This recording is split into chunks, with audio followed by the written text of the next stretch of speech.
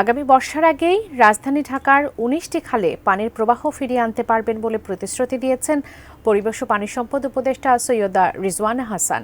আজ রাজধানীর মিরপুর ১৩ নম্বর বাউনিয়া খালের মাধ্যমে ঢাকা উত্তর ও দক্ষিণ সিটির আওতাধীন ৬টি খাল সংস্কার কার্যক্রমের উদ্বোধনী অনুষ্ঠানে একথা বলেন তিনি। প্রথম ধাপে ঢাকা উত্তরের ৪টি ও দক্ষিণের ২টি খালের সংস্কার কার্যক্রম উদ্বোধন করা হয়। স্থানীয় সরকার, পূর্ত পরিবেশ মন্ত্রণালয় এবং ঢাকার ২ সিটির সমন্বয়ে মিরপুর ১৩ এর বাউনিয়া খালের অংশে প্রথমে এ কার্যক্রম শুরু হয়। অনুষ্ঠানে পরিবেশ ও পানি সম্পদ উপদেষ্টা সৈয়দা রিজওয়ানা হাসান বলেন, আগে সমন্বয়ের অভাব ছিল, তবে এখন সংশ্লিষ্ট মন্ত্রণালয় এক হয়ে কাজ করছে।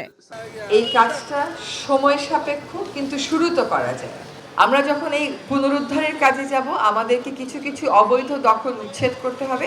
আমরা জানি যে সেখানে বাধা দেওয়ার চেষ্টা করা হবে, কিন্তু আমরা সম্মিলিতভাবে সেই বাধার মোকাবেলা করব।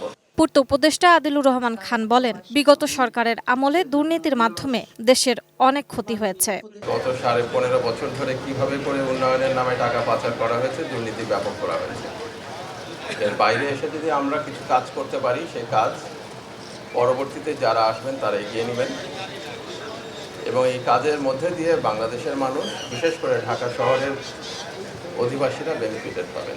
এদিকে অন্তর্বর্তী সরকারের পক্ষে সব সমস্যা দ্রুত সমাধান করা সম্ভব নয় বলে মন্তব্য করেন স্থানীয় সরকার উপদেষ্টা আসিফ মাহমুদ সজীব ভুইয়া। কালার এক্সপার্ট, জর্জ স্যাপ এবং মাইল্ড অন হ্যান্ডস টেকনোলজি সমৃদ্ধ অরিক্স ক্রিস্টাল ওয়াশ আপনার লন্ড্রি এক্সপার্ট। খালগুলো সংরক্ষণ করতে পারলে ঢাকা শহরের চিত্র ভিন্ন হতো বলে মত তার।